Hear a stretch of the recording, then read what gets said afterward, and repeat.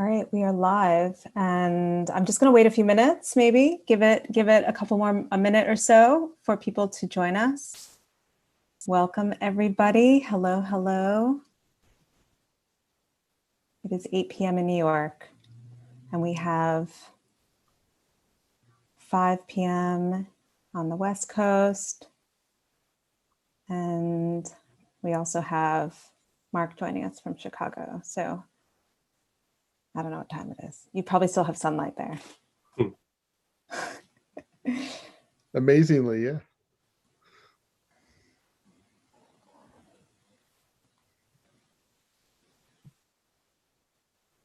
So maybe I'll just get started because I know that we want to stick to a timeline.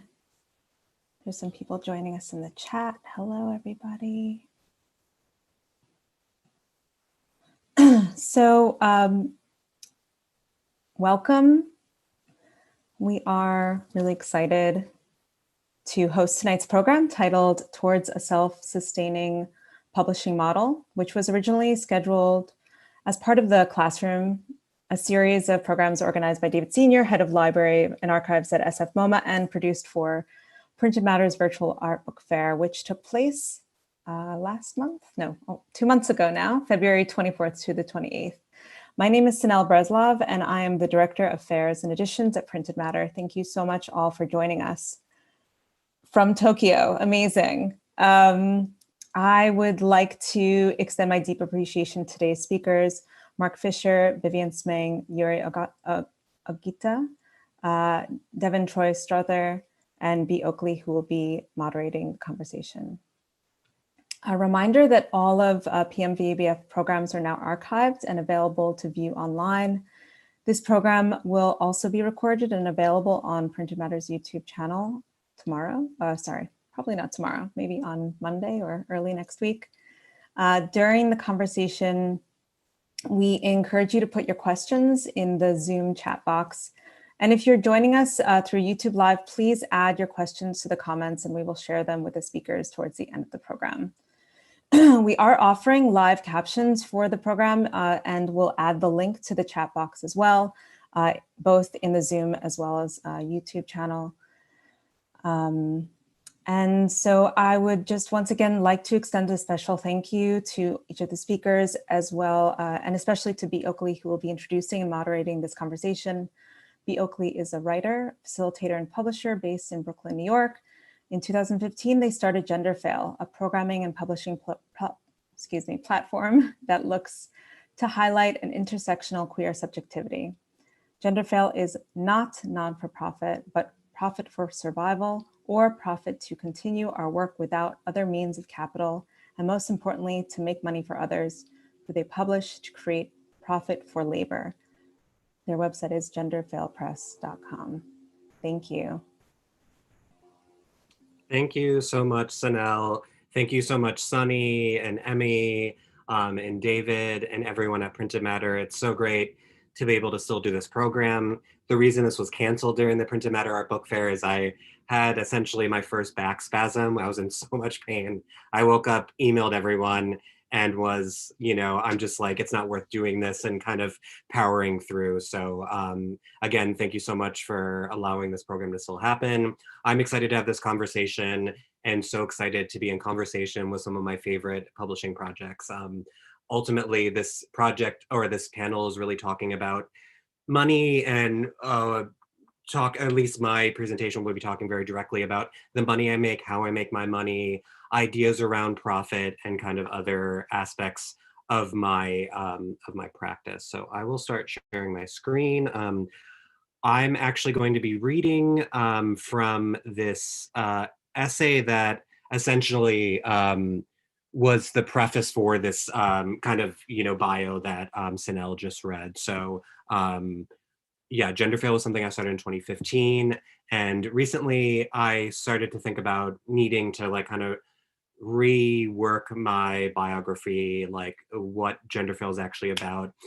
And I started to think a lot about this, so GenderFail is in the for-profit spectrum. I'm not non-for-profit. I live off this work. Almost all of my income comes from my self and small publishing practice, which is not something that, you know, when I was starting this project, or even kind of to this day, is not something that's talked about as much as like the idea of making money from our work, and especially from a more self and small publishing kind of perspective. So it's, you know, conversations that I want to have. But also I'm going to be sharing, you know, work, this, like I was talking about, this essay really speaking to the spectrum of non-for-profit and for-profit. Like, I think GenderFail in my work and the idea of profit is something that needs to be expanded upon, and we really need to like understand, you know, what profit means in connection to, you know, queer, non-binary, trans, you know, basically non-dominant forms of publishing.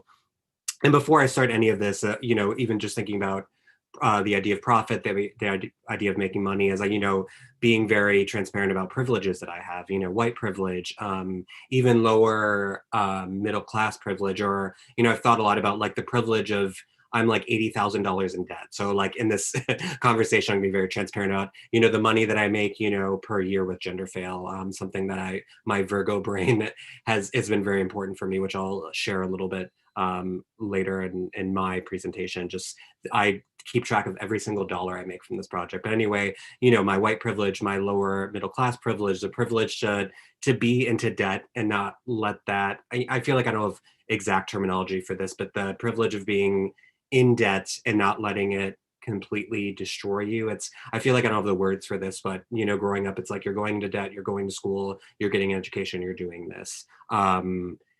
And also even the privilege of a location, being in New York right now, having, you know, resources at my fingertips. I just want to be very transparent about those privileges, but also, you know, even on my website, I just, you know, a lot of this talk, or the idea of even making this essay, was really influenced by this amazing project, Activation Residency. They've really like changed my terminology with this, you know, with these terms like donation, investing. So they've really been very forward about, you know, by, you know, giving us money or investing in our project. And Activation Residency is an intimate gathering of Black trans folks. So really just thinking about rest as resistance, and also thinking about, you know, investing in Black trans futures. So investing is a word that they use a lot, and something that I have changed my terminology to when thinking about, you know, when I invest in other projects, when I give money, when I give excess profit that I make through GenderFail to other places. So I'm going to read now. I hate reading. I almost like shouldn't say, you know, then I'm going to end up like, you know, not. I love talking and, you know, kind of like panel situations, but reading is not. I should stop talking about reading and actually just read. So this is also an unfinished text. This is very much in progress. I made these slides using this typeface that I make. So in my practice through GenderFail, I make a lot of typefaces based off of queer and trans protests from, you know, essentially the Stonewall riots to today. This typeface that most of these slides are in, just for context, is based off of the STAR, which is the Street Transvestite Action Revolutionaries, which was basically a safe space, housing for, you know, Black trans folks in the late 60s, early 70s, fronted or run by Marsha P. Johnson and Sylvia Rivera, which I hope everyone knows these names. I feel like I will preface this, but I hope, you know, that at least everyone has enough, you know, knowledge of at least some, you know, the Stonewall riots, and especially the influence of, you know, Black trans women and trans folks in that movement. But anyway, this typeface is made from hand lettering of protest signs saying those words in protest and sharing of that project that they did. Anyway, reading. When we say profit in the non-for-profit, for-profit spectrum, what do we mean? As a person living and trying to live off the profit they make from their work, profit is essential to my livelihood and my ability to continue producing work that I am passionate about. So to say that I'm for profit does not speak to the complexities of a non-capitalistic small publishing project. The word profit without any other context is a simplification. I can't speak to the complexities of what making profit means for my life, my work, and my future.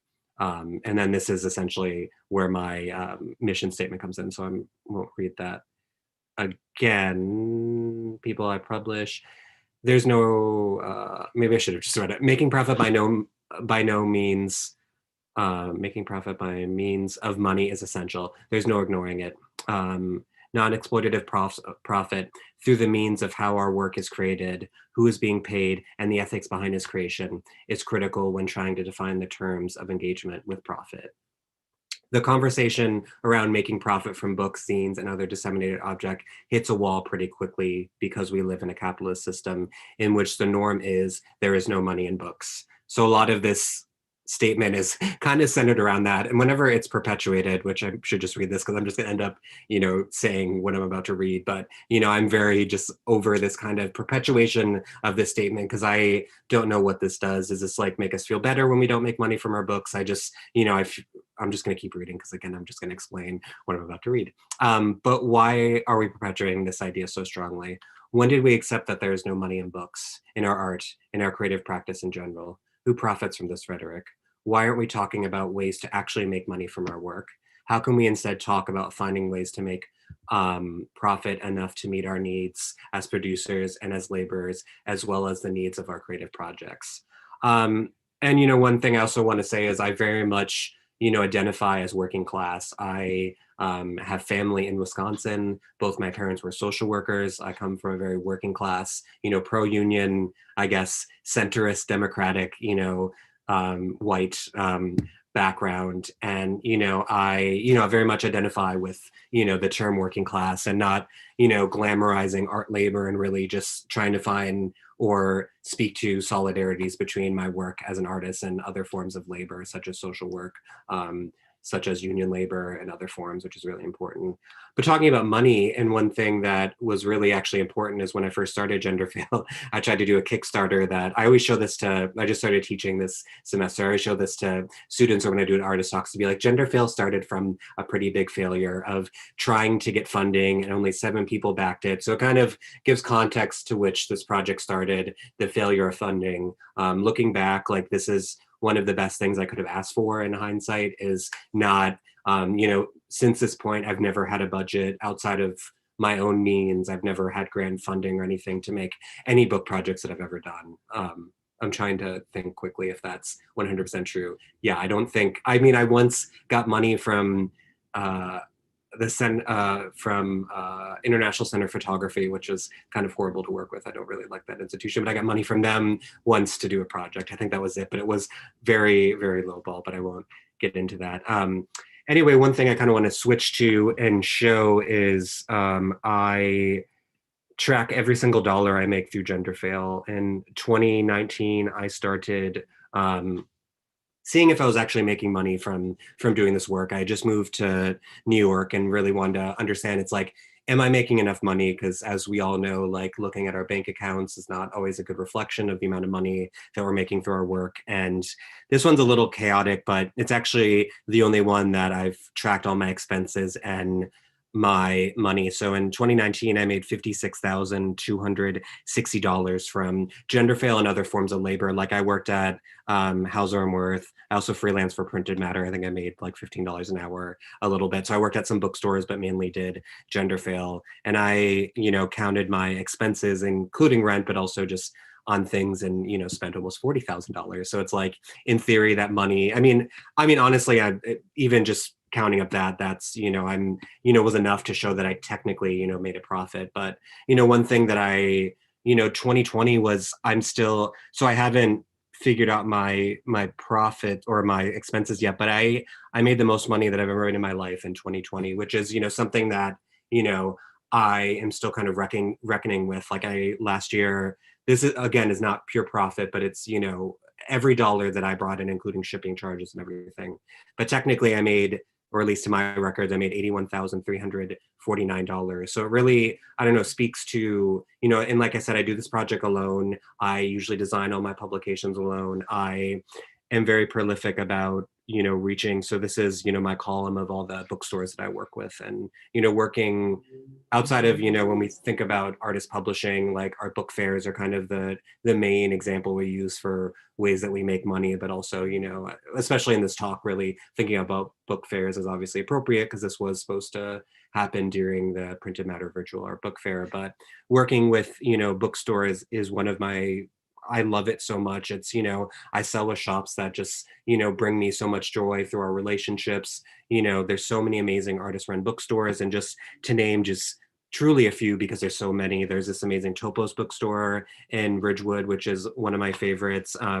Likely General is this incredible shop in Toronto, has been, especially throughout the pandemic, has just like, supported me, in ways that I can't ever, I'm so grateful for their support. And also this amazing publisher, Alicia, who runs Alicia's Classic Cool Shop, who did this amazing tote with Printed Matter, also works there. And that's how I got connected. Alicia is like one of my favorite Canadian artists. Also, just a random thing, Canada's art scene, Canadian publishers are the best. I just want to do a shout out to Canada because, Canada has been so supportive to my work. Like, I don't know, I am very in love with Canada. And just before here, okay, I'm doing decent on time.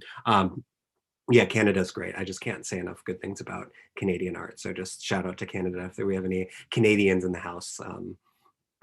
Anyway, and just one other shop. I mean, there's so many, literally there's just like so many amazing bookstores. And also there's a link to all of this on my website, which I'll show if you want to look through and see how I make money. Because again, this talk, or at least my kind of introduction to this, is really to show how I make money through a publishing practice. But also Good Press in the UK and Glasgow has been so incredible. I can't wait to visit, especially that shop and that space. I'm so in love with, and I'm just so grateful for their support. And also Printed Matter as well too. I mean, I do make, just selling work at the shop so much money. And again, and then also 2021, I'll get back to my presentation soon, but I'll drop a link to these. Is my computer frozen? I think I'm frozen.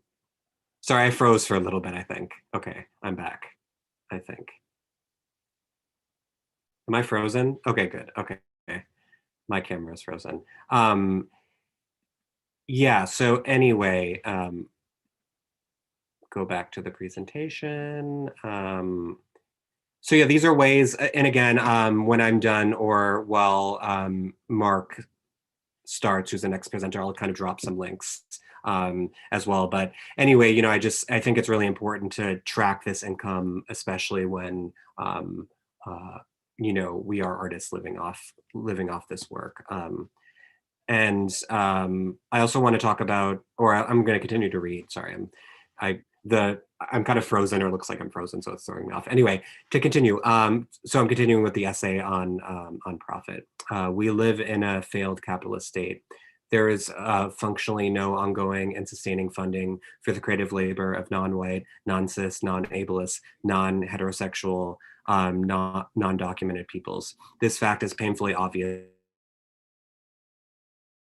to those who do not have to basic resources to provide for their basic needs. Meanwhile, massive amounts of money from gross profit, profit from exploitation, and often profit from death receives government and institutional support. In this, profit is political. The failed etho-capitalistic state perpetuates trickle-down profit. This is a band-aid of the failed state, one that directly affects us, exploits us, harms us, and our chosen and given families. We make use of mutual aid, just the idea also reparations, I think is really important for myself, even just thinking about, I'm a monthly contributor to Activation Residency, which is that program I was talking about. I also, give monthly to this great project For the Girls, which provides funding and for trans folks, needing healthcare, gender reassignment surgeries. They just do such incredible work that, in theory, obviously our government should be doing, but unfortunately, people have to advocate for themselves. GoFundMe's, the massive amount of need from folks, investments in non-governmental institutions to make ends meet, and those are in turn suppressed, dismantled, or gentrified for profit. 1 second, I'm freezing. So I also just want to quickly share a publication that's kind of on this thinking. I last year did this publication, the second in the series of explorations on failure, GenderFail, an anthology on failure 2, building on our failed states, which was the second in the series where I invited, in this second volume, institutions. So essentially these like non-governmental institutions that are working through and providing resources to their communities in response to the lack thereof, including art plus feminism, decolonize the space, which is like such an incredible project that has done programming with printed matter in the past. I can't talk highly enough about this project. If you don't know the HIV, please check them out. They provide copies of their paper, which is all authored by HIV positive artists, especially for free to folks outside of like North America. And I just, their whole, generosity of getting this work to folks, just, I can't say enough amazing things. And also just talking about ways that I make money through this project, because I do everything myself.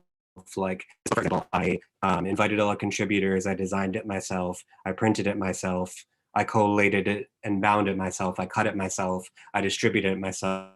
So this is kind of a bad model for doing a project collaboratively, because honestly the only way I've been able to make money is myself, which this year I am hoping to hire someone to, I don't want to hire anyone if I can't pay them at least $25 an hour. So that's been I hope to do that soon.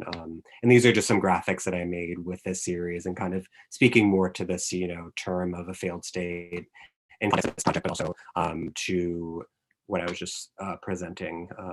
And also just to reflect on this slide for a second, it's like, anytime you talk to some COVID, it just, this was, I think, in October or November, it's like, this number has doubled. It's just how, just thinking about how number getting to, death is just, obviously something that folks are always struggling with depending on where one lives. And I just quickly want to talk about this project that I did based off of a program, a part of the Printed Matter Art Book Fair, where I was so in awe of Paul Willis's talk that while Paul was giving the talk, emailed and expressed my interest in publishing, essentially their talk through the Contemporary Artist Book Conference hosted by Center for Book Arts. I wanted to publish it, and in just 11 days, I designed, edited, and finished copies of this book. And it was such an incredible experience to make a project that fast, that urgent, especially, I don't really have time to, and can't speak to it as thoughtfully as Paul, but, this work, was responding so urgently to publishing that, felt it needed to be published. But anyway, kind of, really broke down, the profit, or even just like the financials of this, like, basically a month, the book has made $1,441. Queer Archive work, which Paul requested the funds go to, has already made $360. I, after paper costs and printing costs, and I also just want to give a huge shout out to Textbooks, because they give me so much space to projects that I would not be where I am without their support and their offering of space. I just can't say enough amazing things about Textbooks. Anyway, again, my profit so far from this project has been $760. So it's like, I through doing these projects, I always can make money from these publishing projects, which I think other panelists will talk to different forms or different objectives with projects, because it's not over glamorize making money from our work, but it's like I want there to just be more focus to artists making money from their projects. If that's a goal, so that they don't have to have multiple jobs. I could imagine having a full-time job outside of doing GenderFail. Yeah, I think I'm going to stop it. There's a little more to share, but I think I want to, not speak too long, so I can maybe come back to this. And also, I guess it's freezing a little bit, so I'm going to stop sharing if this will allow me to. 1 second. Technical glitch on my computer. Exit.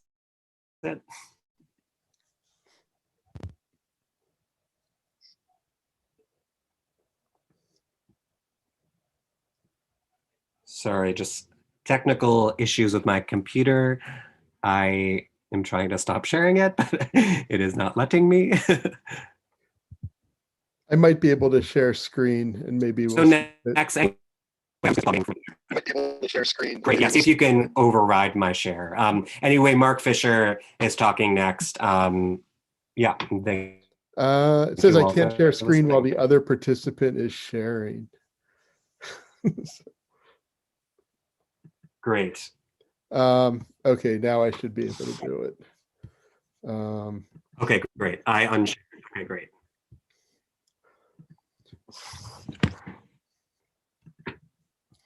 Okay, everyone can see a text that says selected publications by public collectors, I hope.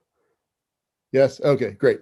I'm going to power through this this reading. I normally never write anything, but I just go. But since B did, I thought I would do what the cool kids are doing. Some things I've realized, and I'm just going to click through selected publications that I've made under the public collectors imprint for a while I talk. I'm not going to speak to the publications themselves very much. Some things I've realized in over some things I've realized in over 30 years of publishing since my teenage days as a zine maker, administrating my project Public Collectors, and from working in the group Temporary Services and our publishing imprint Half Letter Press. I have just 10 minutes to speak. If only 1 or 2 things that I share are useful, that's plenty. It took me decades to understand some of this stuff. Use every exhibition invitation with a budget to print something. Use the whole budget to print something. Make something in a large enough print run so that you have something to give away and surplus that you can sell. Your publication can be a folded sheet of paper, a booklet, a newspaper, a poster, a book, or anything in between. Be able to at least print something at home. This was so important during the pandemic, having the means to do at least something without leaving the house. Buy a cheap laser printer or inkjet printer. Find a used copy machine. Buy a Riso or some other duplicator. Carve something into a potato or a piece of foam and print it. Being able to do at least some kind of printing and production at home, even if it's on a tiny scale, will compel you to print things that you might have convinced yourself not to send out or bring to a professional printer. Hopefully, the ability to print impulsively and compulsively will result in good work. Figure out how to keep making things on every scale. Look for cheap printing equipment used on Craigslist. Team up with friends and buy equipment together that you can share. Start a printing collective in your basement. Ideally, your publication should cost 1/5 or 1/6 of the retail price to make. So if I sell a $10 publication through a store, I'm probably only going to make $6 or less after the store takes its cut. So ideally, your $10 book costs $2 or less to make. Don't aim to just break even. Aim to make a profit so you can keep making more publications and pay for your life. Publishing will probably never be your sole source of income, except for B maybe. But don't lose money on purpose. Make things that are priced fairly and look like they justify what they cost to buy. The fact that you didn't find a more affordable way to print something is not an excuse to sell something that feels cheap and shitty for a ridiculous sum of money. Good cheap printing is easier to find than ever before. Do your homework. This is old people remember like 20 years ago when it was $1 per side to make a color, laser copy. Now for like $100, you could buy the machine that does that. So it really is just a great time to print, find printing that's not that expensive and still looks good. Figure out the cheapest and least wasteful ways to do everything. Ask other publishers where they get their work printed. Look for local printers so you can avoid shipping fees. Ask local printers if you can pay in cash for a discount.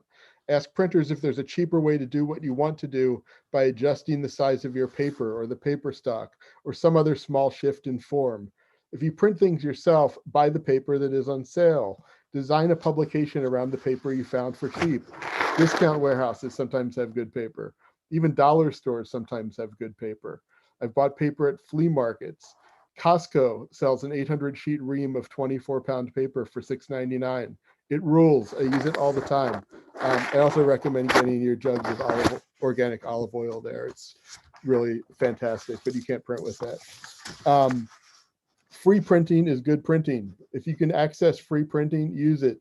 Free printing is like free food at art openings and conference receptions. It's one of the pleasures in life that never gets old.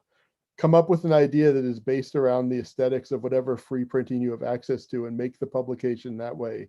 Eat the cheese and bread, drink the wine, make the copies at work. Buy bulk shipping mailers on eBay, find bubble wrap and other packing materials in the trash. Look out for neighbors who just bought new furniture. It's usually wrapped in miles of packing material, and you can use that for shipping books. Boycott terrible right-wing fuckers like Uline. Seriously, they give money to everyone horrible. Trump, check. Ted Cruz, check. That asshole Scott Walker in Wisconsin, check. Roy fucking Moore, check fucking check. Tear up their catalogs, use them as packing material to protect your books.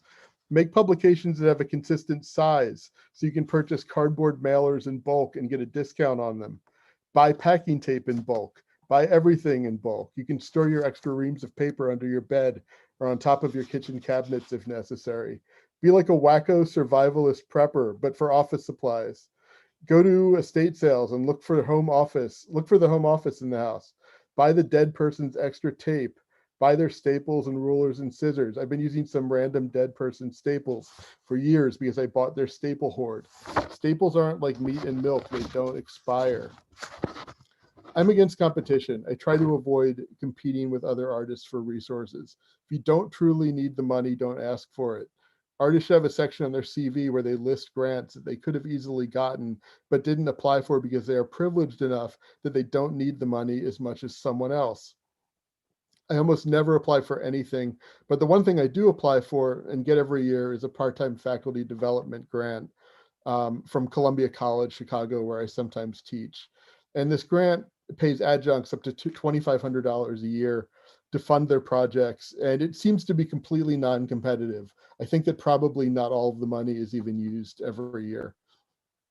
My union negotiated to get us more money, and I've used that money from those grants to make probably over a dozen publications. The value of the publications I make and sell with each grant is about 3 or 4 times the value of the grant itself. Some years I make more from the grant than I do from the limited number of classes I teach, but I don't depend on this grant to be a publisher, and I'd still be able to make things without it. Make things in different price ranges so everyone can afford your work, but also so that you can sustain your practice. Make a publication that costs $2, that costs $6, that costs $20. Make something fancy for the fancy ass institutional libraries that have a lot of money to spare, and they can buy something that costs $300. Likewise, I think it's helpful to make things in all different size print runs. If there's something you can print 1,000 of that you can keep selling or giving away for years into the future, that's a good strategy to enjoy the quantity discount that comes with offset printing a large number of publications. Collaborate with people and pay them with publications if they're cool with that they can sell on their own. Sometimes this ends up being better pay and more useful than an honorarium, and it helps justify a larger print run. But see what people need. Don't assume that works for them. Barter with other publishers and sell each other's work and let each other keep the money. This helps with distribution. Sometimes it's easier to sell their work than it is to sell your own work. Help others expand the audience for their publications. Fund your publishing practice by asking your friends who teach to invite you to talk to their college classes about your work. Use those guest speaker fees to print something. I sometimes tell people on social media, If 3 or 4 people invite me to speak to their class, it could fund the entire next issue of such and such a booklet series that you like so much. This has often worked. Also, sometimes their students end up ordering publications, where you meet those students at book fairs and just give them stuff because they actually remember that you visited their class. Sometimes lectures on publications generate more income than the publications themselves. Have an emailing list and write newsletters to announce new publications. Stay in touch with people who like what you do. Expect to spend a ton of time corresponding with people. Have some cheap things and cool ephemera on hand that you can send to people for free when they mail order your publications. Reward people who support you directly with something nice that they didn't expect. People like handwritten notes. It's okay if they're very short, but sign the packing slip and at least write thank you. Above all, know that publishing is a life journey. It is not a get-rich-quick scheme. It is not even a necessarily make very much money scheme. Enjoy the experience of meeting and working with others. Trade your publications with other publishers and build up an amazing library of small press, hard-to-find artist books. Get vaccinated and travel and sleep on each other's couches. Be generous with your time, knowledge, resources, and work. Tell Jeff Bezos to fuck off by never selling anything you make through Amazon. Find the bookstores that you love and work with them forever. It's nicer to have deeper relationships with fewer bookstores than surface level interactions with dozens of shops run by people you don't know. B read that great list of all of these wonderful places they work with, and I can co-sign on pretty much all of those. Think about your publishing family. Bookstore people are your family. People that organize book fairs and zine fests are your publishing family, like Sanal. Other publishers are your family. People who follow your work for years on end are your family. Printers and binderies are your family. The postal workers that know you by name and that you know by name are your family.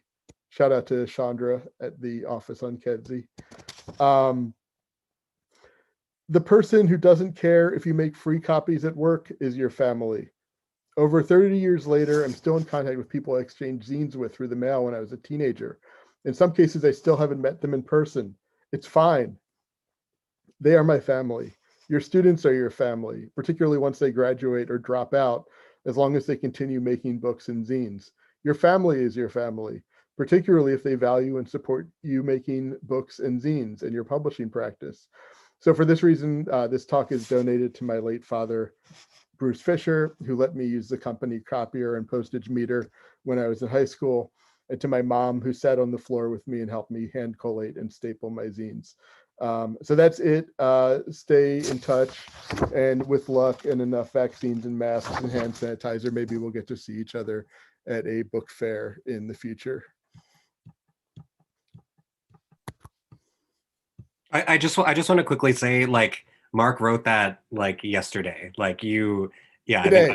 Today. Yeah, I mean, This morning. We can talk about that more later, but I just want to speak to the how quickly that came about. But thank you, Vivian. It only took 30 years. Yeah, and Vivian is next from Sming Books. Thanks, B. And yeah, thank you so much, Marc. That was really wonderful and a lot of takeaway. So might start doing things a little bit differently now. Here, I'm going to share my screen. So I think I'm a noob in this group.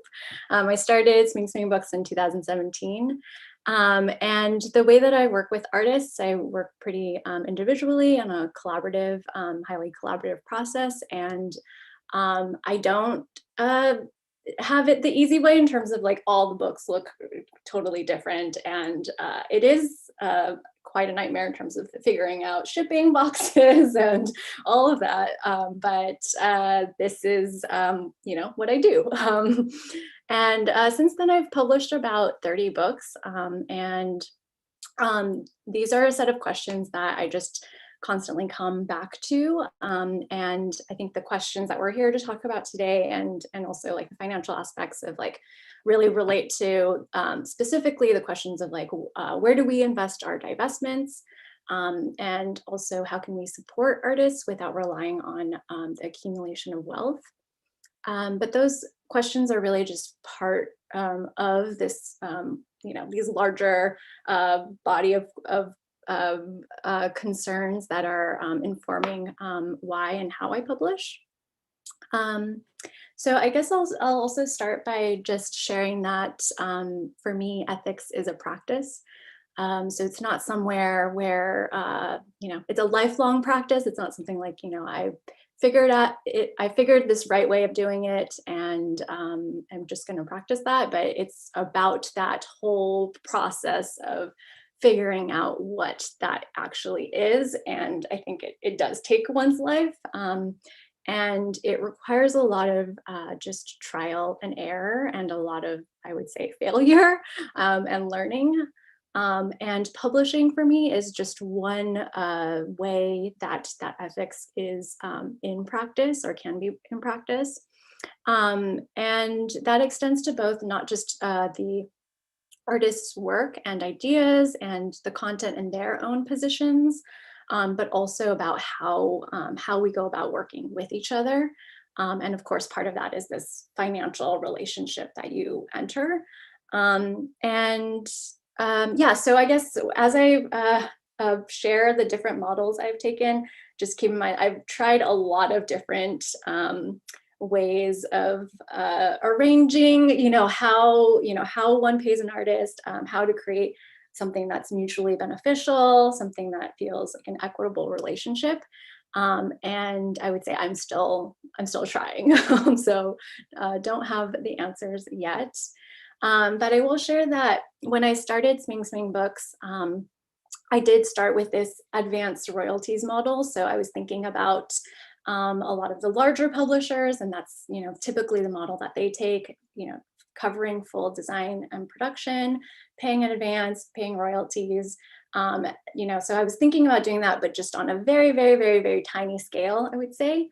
And for a while that was working, but then, I think people started approaching me about working, wanting to work on books that I didn't have the funding for. And so it required me to kind of like negotiate and like figure out what would be like a equitable model in those scenarios. So there was, I traded with folks where the artist would pay for the printing and then I would do the design and we would split the books. Or sometimes the artist did, include the book as part of their exhibition grant or exhibition costs, and the production and the design were covered by the grant. And in that case, the artist, I just considered all of those books as like belonging to the artist, and sometimes I would purchase those at wholesale.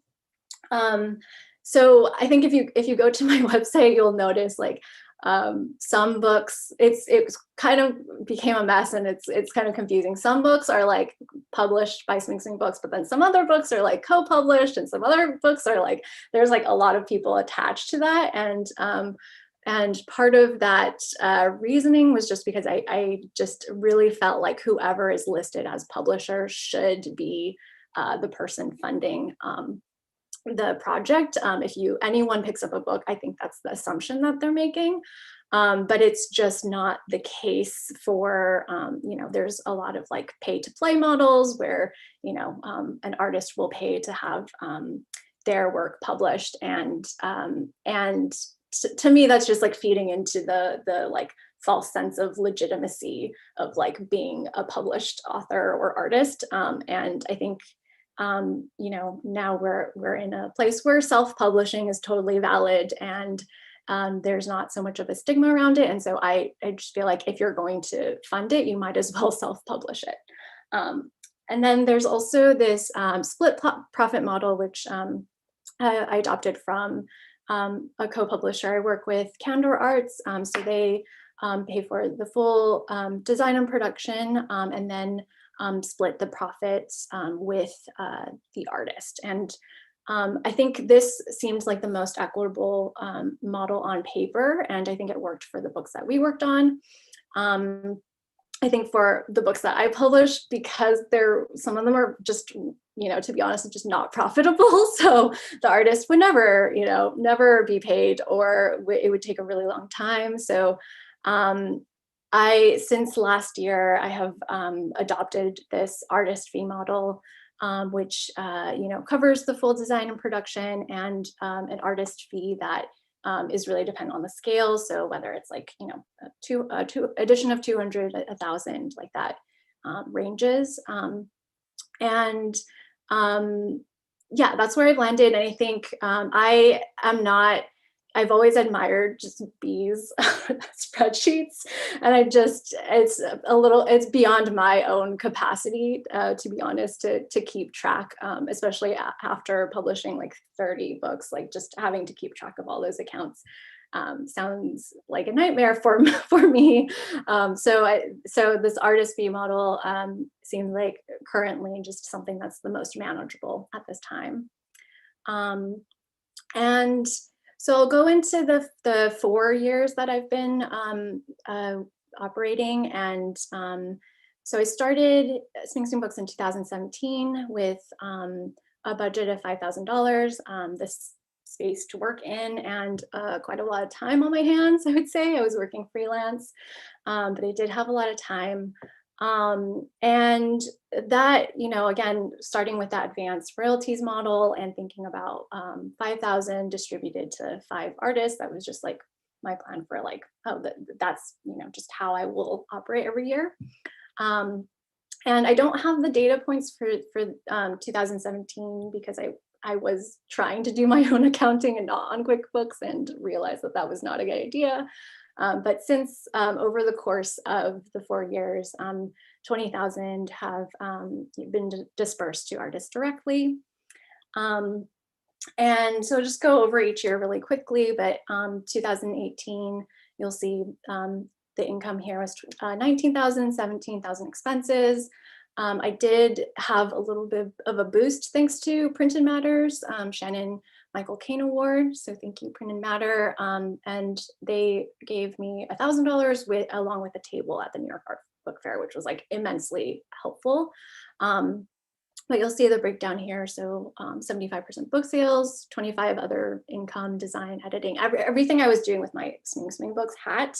I also had another job on top of this, so this isn't, you know, comprehensive. And then in 2019, you'll see that this number goes up a little bit to 30,000, and that's mostly because I was taking on a lot of odd jobs. I was like, I really love making books. I need more money for it. So I was saying yes to a lot of different types of work, you know, whether it was like editing, MFA, theses, or like, you know, project managing, curriculum design, etc. Like just any kind of like odd job I would just take and like put back into publishing. So that's why this year it goes up a little bit. And then last year, I think as B shared, I think a lot of us were like just really surprised by the year because when the pandemic hit, and you know, we knew that there weren't going to be fairs for a while. I think we all just, I mean, I just expected like, oh, I'm not going to sell anything this year. It's fine. It is what it is. But the pandemic actually boosted book sales, and then also the racial reckoning that happened last summer.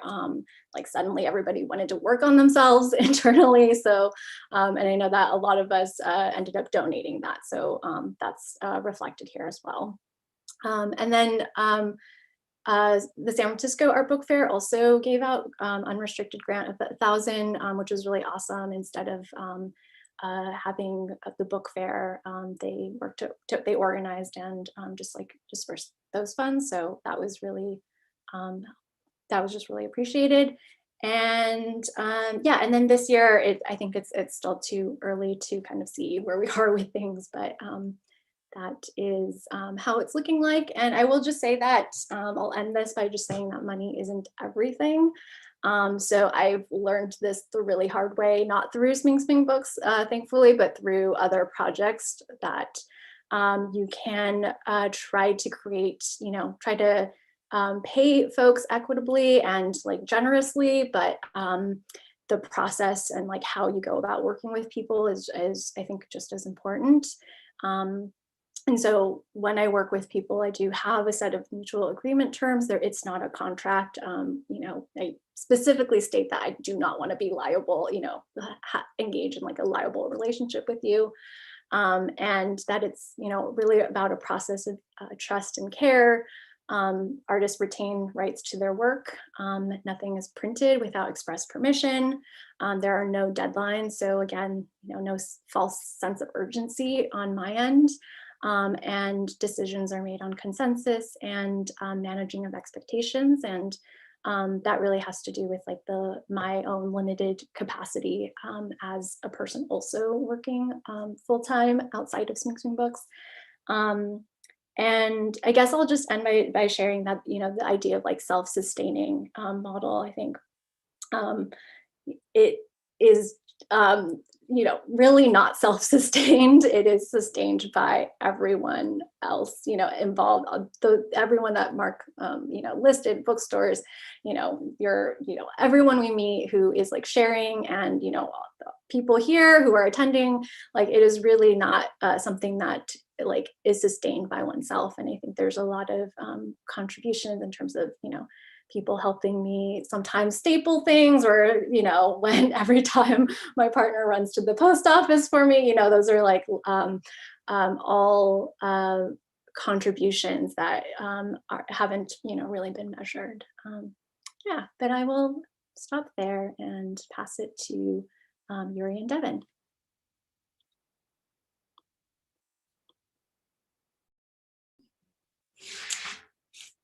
Hey everyone, we don't have a presentation to share, we're just going to talk. I'm Yuri. I'm Devin. Together we're Colored Publishing. I'll let you go. Let's go. What? Oh. Let's go. Okay, so I guess where to begin? I would begin with the fact of the reason why we started Colored Publishing in the beginning was because I come from a painting background, so my relationship with print is a little bit different. In undergrad, I was a printmaking not major, I was a printmaking like minor, whatever, kind of, not really minor, it wasn't official, but I took a lot of printmaking classes basically. And I also was a printmaking TA for a while, so that's kind of my relationship with print. I'm really horrible at Photoshop and Illustrator and anything Adobe related, but I do like the idea of multiples and that. And so that was my kind of entry into it. And Yuri, she obviously has a background in.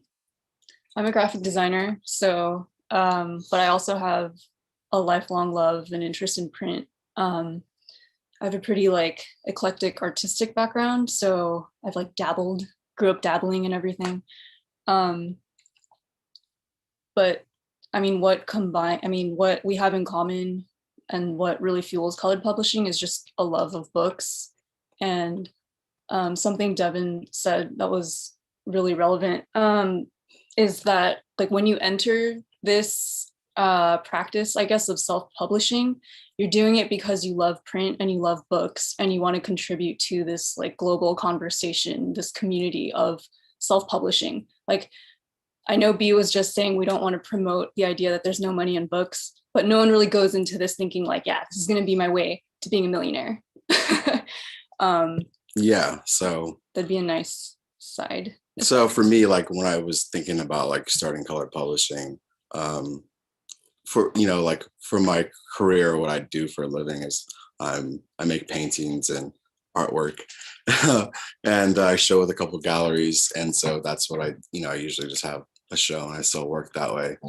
And in the process of getting acquainted with the art world and learning how stuff works that way, of how work is sold, and just like the amount that your work the price will inflate and become more and more over the years. And I kind of wanted to have a different relationship with like the people who wanted my work, or who not wanted my work, who were viewing my work and were looking at my work and maybe wanted to engage in it and monetarily, buy it with money or whatever. So and so buying a painting for a couple $1,000s or whatever it is not something that everyone can do. And so I wanted to kind of take do something that can be more direct and like something that people can afford, and do something that's kind of outside of the practice of painting, but also still something that's related and that I could function in some kind of way. And also something that I could do that's collaborative, that's done with another partner. So for me, publishing books was more about trying to have a conversation with my audience that I couldn't necessarily have in the gallery. So I think that was a big part of it in the very beginning. And then go ahead. Oh, I was gonna veer away. Okay.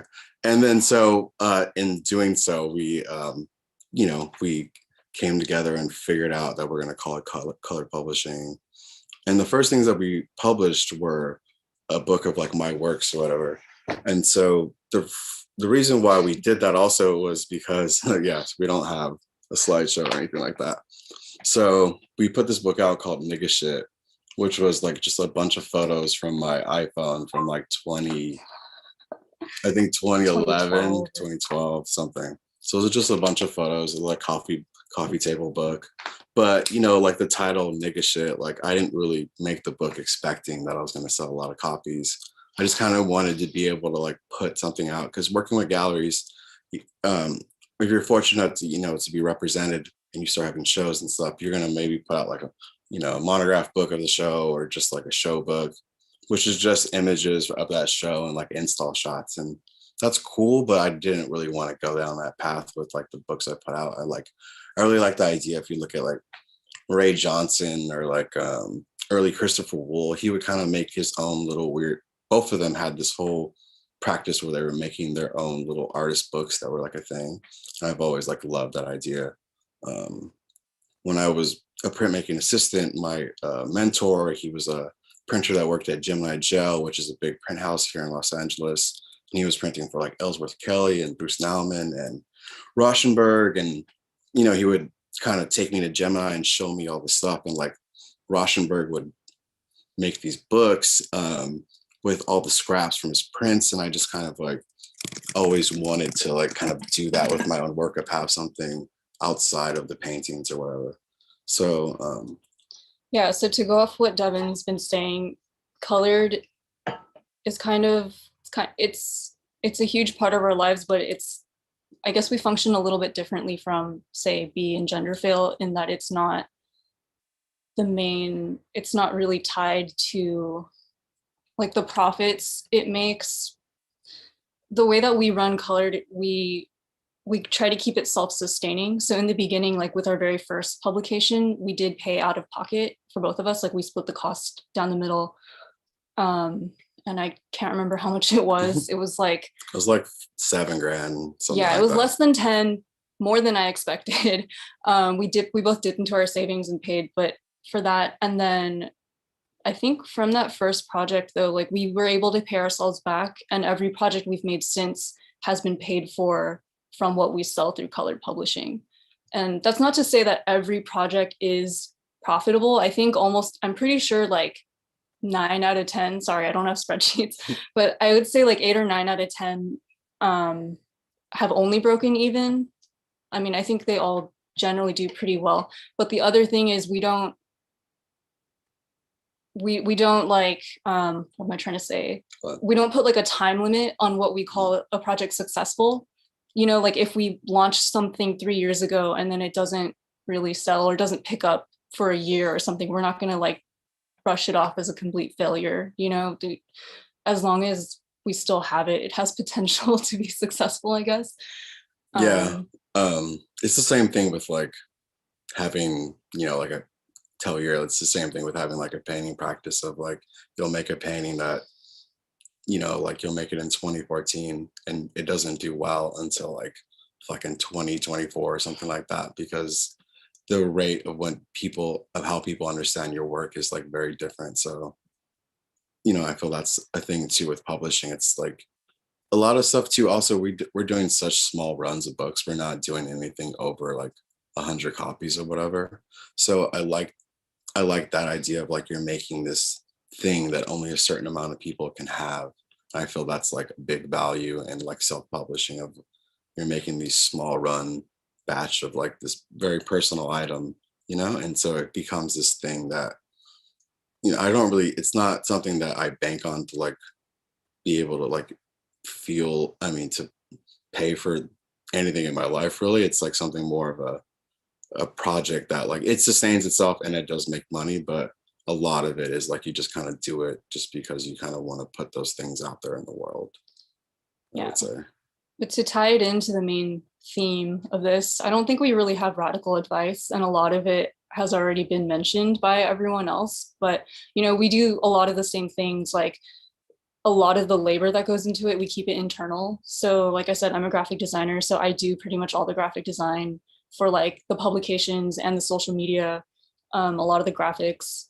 But something that is also really helpful, and it also ties in again, like to what everyone was saying, is to lean on your community. So, you know, if you have friends you trust who you know will do things for you, like as a trade or just because they love you, you know, it's really valuable to lean on those people. Like we have a friend who's like a streetwear veteran, so we go to him for like apparel advice sometimes. You know, I have a lot of friends who are photographers, so they've shot things for us just because they love us. Or like, you know, we buy them like dinner for a couple days or something. Something that Marc said that I really liked was to do your research and to look into the local print shops in your neighborhood. That's like, we had a print shop that we used a lot, but they had to close down, unfortunately, due to COVID. But that was a really great resource because like we ended up forging a really good relationship with them because we used them so much. They would cut deals, and you know, they would like unprompted, he would give us advice like, hey, you know, it'll be a little bit less per book if you use this paper instead. And you know, so basically everything everyone said was really great advice. Yeah. I guess also something that's important too is to make a range of stuff.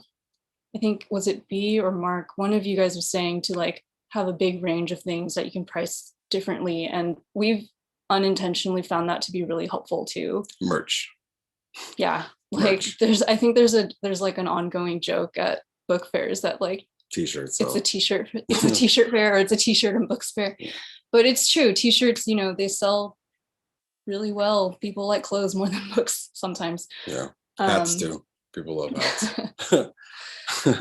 You know, merch will pay for your books a lot of times, you know, like a couple of t-shirts can pay for a book. So I feel having a wide variety of like, because you can add like a graphic image to like a lot of different materials, not just books. So I think having, you know, we do ceramics, we do a lot of other things outside of just publishing that I feel also just goes back into publishing. It ties into publishing because like a lot of them are printed and they all play with the idea of being a multiple. So to us, we don't see it as like, oh, we're just going to make tote bags and t-shirts because we got to pay for this book. It's, to us, it's all related, you know, and we don't put out anything that we don't actually love. So I'm sure that some bookmakers would feel like it's selling out. And I've had this conversation with a couple of vendors at Printed Matter who felt some kind of way about their t-shirts selling better than their books. And I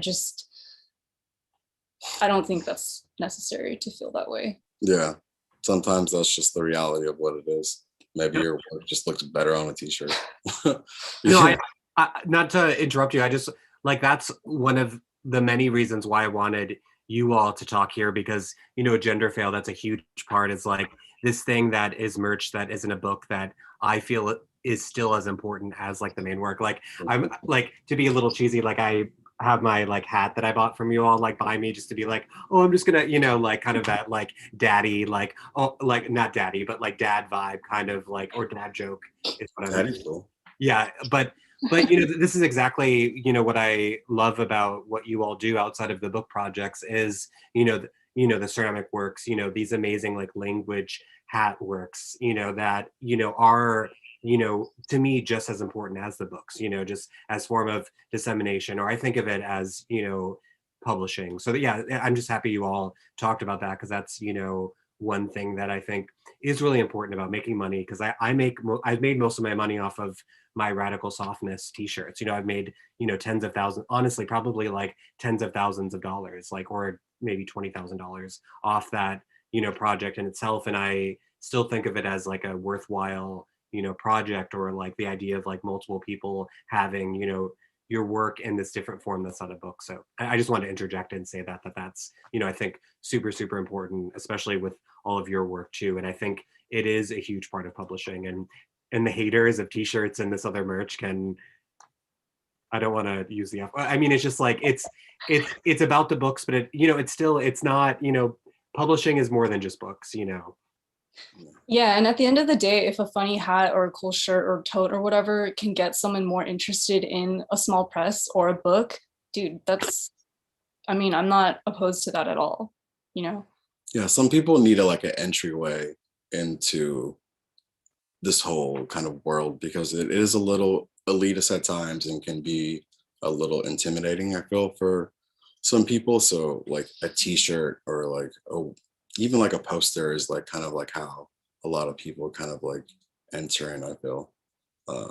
Because like I'm sure someone said earlier, like the internet has kind of destroyed the whole idea of like finding shit for yourself and like kind of going out and like actually figuring out what's cool, instead of like going to someone's Tumblr mood board and telling you like what is cool and this is what you should be into or whatever. So I feel like the book fair was such a great thing, because it was like literally a virtual fucking Tumblr of like, you come and see in everyone, real life. I mean, it was a little real life Tumblr. So I think that was like a really great part of the book fair, of like artists could go there and you could like see, you can go to the fair and meet Tarbabak, and like, I've looked up to her forever and she's there, and you can go and like meet her. That's not going to be forever. So I think that's the good part of the book fair, and like artists who self-publish, is that you're actually getting something directly from the artist. It's not through the gallery, it's not through some bookstore or whatever, which is, I have nothing against bookstores or anything, but getting it directly from the source, I feel, is like a really great thing. And it's not, I don't want to say we're going to stop doing color, but like, it's not going to be this forever. It's like something that is going to change, or like, I may not always be a part of it in full capacity. So I feel that's part of it too. It's something that's ever changing. Yeah. It's a good note to end on, since we're going over time a little bit. Yep. Thank you so much. And thanks to everyone. Yeah, I don't want to, keep us all on too much longer, but, let's, segue into, especially if any like audience members has any questions. I think this might be a good time. And I would love if, any interaction from not the 5 of us would be amazing. I also, maybe if anyone does want to ask a question, I just want to share like just a few more, like basically the rest of my presentation, just because my internet was really choppy. My computer actually just died and I'm like, oh my God, I'm like hosting this panel and my computer literally just shut off. But I'm gonna read just a couple more slides, just as maybe a small note to not to start a few questions or conversation. But many of us put so much labor into artistic and publishing projects, and also simultaneously have to hold down part-time and full-time jobs. We must actively work towards funding creative practices to foster a climate where profit and rest become simultaneous. This is not an institutional form of profit, because it centers us rather than our labor. Profit that is made from printed matter, from disseminated media and ideas, from small but powerful distribution channels. Profit that is made from, I don't know the bars there, made from, the Zoom bar is there. You all can finish and you can read that. From our friends, from extended communities, profit that stays in our communities, in our neighborhoods, that is not exported to those who wish to see us quit, suffer, and die. Profit made from non-normative forms of capital. So even just like reading that as like a note, I feel like that kind of intersected with a lot of what, everyone presented and said. And I'm just so thankful. And especially thank you so much, Vivian, for showing more financial things as well too. I mean, that's like so generous and incredible. I mean, it's so incredibly generous. And just thank you so much for that. Marc, for for writing this. I love, you know, especially that text that I put out by Paul Sewell's, really like the urgency of just like, you know, writing something is just like one of the most incredible kind of, you know, things, you know. It's just like, I'm just amazed, you know. You just like, I shared some like notes for the panel, and then Marc emails back this like, I got really inspired and wrote this like entire, you know, essentially essay. I was just like, I was so amazed and blown away. It doesn't happen and every day. yeah. I mean, it's just, but it also shows like just the excitement, and you know, maybe I can, there's a question in our little thing. Yeah. So the question is, I was wondering how you guys manage distribution. I never can say that word. And if you have any tips. I can just say quickly, I cold email so many shops. Like, I have a lot of my work collected by institutions. Like, I just email so many people, because really, you know, in kind of sharing my financials, like, I am trying to make money from this work, because I just, you know, I don't have the energy to do something outside of GenderFail because of how demanding it is. So it's like, I'm constantly emailing bookshops. You know, I don't have a distributor. Do any of you have a distributor? No, I don't think so. No. So we all like, but it's just like cold emailing is what I do all the time. And also, you know, that's the thing about book fairs, since this program is tied to book fairs, is, you know, or tied to printed matter or book fair. It's like so many of these relationships with you know, shops happen through these spaces. But also it's like, you know, we don't have, I feel like there's so much that we can say here, but Distribution is the hardest part of publishing. And I think something that's very underused, but I think especially if you're just starting, bartering publications with other publishers that you really like, you know, that you mutually are supportive of, and trying to sell each other's work. You know, if when events start happening and you're bringing things to an audience that they're not reaching, and they're bringing things to an audience that you're not reaching, that can be really effective. And when that does work, you know, you can just keep the money you make from selling each other's work, and when you run out, you can barter again. And sometimes that's very helpful. And again, then you're also stimulating you know, support for each other, and you're building community, and offering your work to others and benefiting from their work. So those kinds of relationships can be really helpful.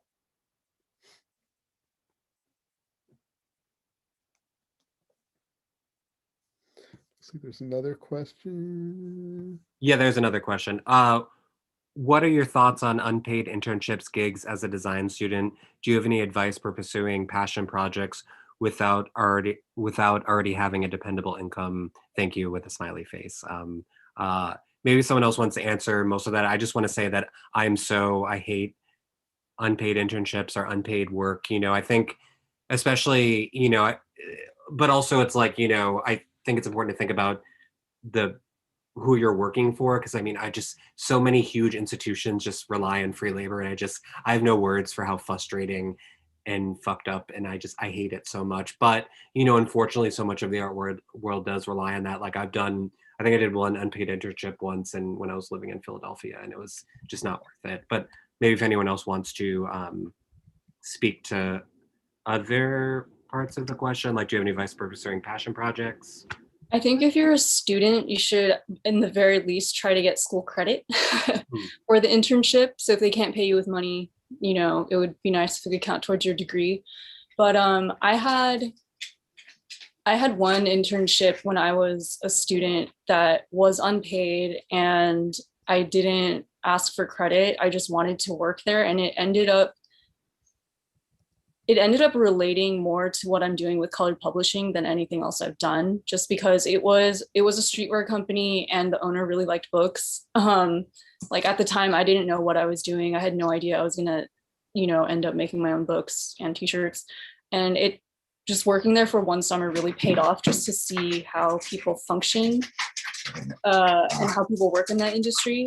So I don't think there's a right or wrong approach. I think it depends on what feels right for you. Sorry, my dogs are fighting in the background.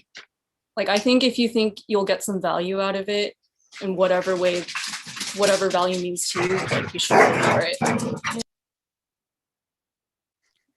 I guess I'll just share that as someone who I give free labor and I continue to give free labor all the time. And I would just propose that if you are going to, thinking about pursuing an unpaid internship, how can you give that time for yourself? Like, what would you do, with that time? And a lot of what I think I'm doing here is exploiting myself, and exploiting my own labor. How can you, think about it that way so that you're actually getting the most value from that experience and pursuing actually what you want. Yeah, Vivian, you do a weekly, do you do it every week where you have like office hours where you can answer questions on like you do it like sliding scale, free to whatever the person wants to give, right? Yeah, every Sunday I do. Which is for anyone that, especially like thinking about like post, this panel, it's like I've always been so impressed by that. But also just, if anyone has any questions, feel free to email me. I also, before the end of this panel, because again, we are going over time, I'm just like, I meant to share this earlier. This is a sheet, like a Google Sheets that I made for my students of like basically publishing projects that I support and that I love. So I just want to share that resource. And also before, because always time goes by so fast when you're doing programs and talking. I just want to share the essay that I was kind of reading from for my presentation, which I had it so like anyone can offer notes or comments if anyone feels like they want to. I know some people have left since we're over time, but maybe I don't want to go too far over. Marc, there was one other question about balancing marketing a book with the author, writer. I've seen presses where communication on a book releases all on the writer artist. That's always like such a hard kind of, I always like try to market, projects as much as possible, also because I am trying to make money. So it's like, I think, but doing communication on your own is so hard though, because it's like, especially in this pandemic, it's like since we don't have in-person events, a lot of it's unfortunately Instagram. It's just I feel like so much of publishing is, publishers use Instagram a lot. Can we agree? Like, it's a tool that, Marc, I know you use Facebook a lot. I feel like you're an active Facebook user.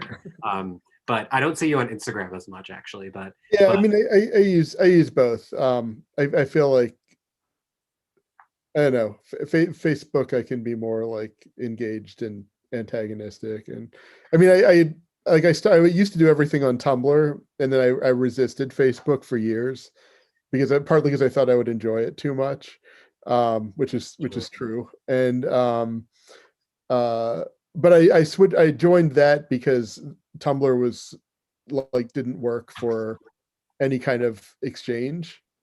And Facebook is somewhat better for that. Instagram is also not all that good for having any kind of conversation. People try to like send you messages on it, and I noticed that happened like 5 days later. But yeah, for the visual aspect of books, I think Instagram is quite helpful. Yeah, not to, social media sucks. It's all a fucking abyss. Yeah. Zuckerberg, that asshole, ugly haircut. Yeah, but yeah, we're 20 minutes over. Reach out. Also, just parting words, like, and Sanel wants to say a quick farewell after this as well too. I just want to thank you all for being a part of this, and I'm so happy that this happened. Time went by so fast. To everyone still watching and with us, please continue to support artist run spaces like Printed Matter, like other amazing bookstores. For example, on my website, there's a list of all the places that I support. Try not to buy things on Amazon if you can help it, but I never like to shame, because some people, whatever means you have, get them access to things that you need. Like, I don't like to shame for using big corporations, because we all have different kind of, accesses to resources. But anyway, support artists and like Devin and Yuri said, like, buy from publishers directly if you can, support each other. Like, I have so many artist books I buy. I spend so much money. I think I spent like $500 or $600 out there at book fair. I just ordered everything from everyone. But thank you again to everyone. Unless Vivian, Yuri, Devin, Marc, unless you want to say any last parting words, we can just give it back to Sanel to say good night. Well, it's 9:30 here, 9:21 here in New York, but to say good night and farewell. So again, thank you all so much. I love all of your work so much. I just can't, I need to buy more stuff from Colored Publishing though. I don't have enough of your stuff. So expect an order soon because I need more of your work. So yeah, okay. Sanel, if you're still here, go for it. I am. I was just waiting to see if anybody else wanted to say good night or good evening. I just want to say thank you again to everybody. I also wanted to drop in a link here because I mentioned earlier that the full archive of the fair programs is available. And I wanted to mention specifically that the program that you mentioned a few times this evening, with Paul Suelis, is available as part of the archive, as is a conversation that Vivian was part of the CABC as well, which is a longtime program of the fair and was co-hosted with CBA this year. Marc had a fantastic conversation with Brett Bloom, who's partner in his project with Miriam Kaba as part of Friendly Fire program. Really powerful conversation there. And I had a really wonderful tour with Ebony Haynes where we spent quite a bit of time on Colored Publishing's website, which is also live on our YouTube channel. So I really encourage everybody to spend some time in the archive. And again, thanking everybody. This was a great conversation. I really appreciate it. And I'm really looking forward to Marc's first t-shirt. So I'm waiting for that one as well. I will be first in line, Marc. I might make yarmulkes or something instead. I can't wait. Thank you all so much. Well, good night. everyone. Good night. Bye, everyone. Bye.